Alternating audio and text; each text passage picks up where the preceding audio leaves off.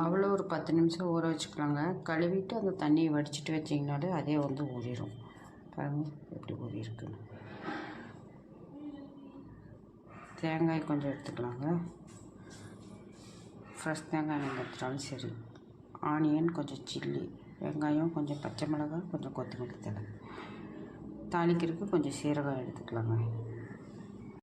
வெங்காயம், பச்சை மிளகாய், கொஞ்சம் கொத்தமல்லி தழை எல்லாம் போட்டுக்கலாங்க.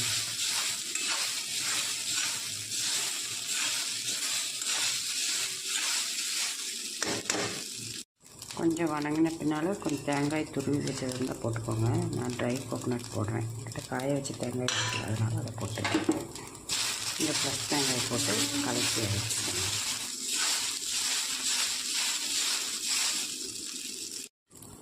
உப்பு தேவையான அளவு போட்டுக்கோங்க.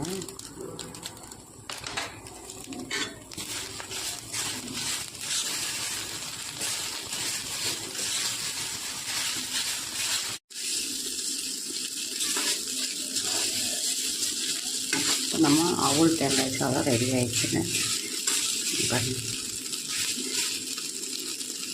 5 மினிட்ஸில் செஞ்சிடலாம்.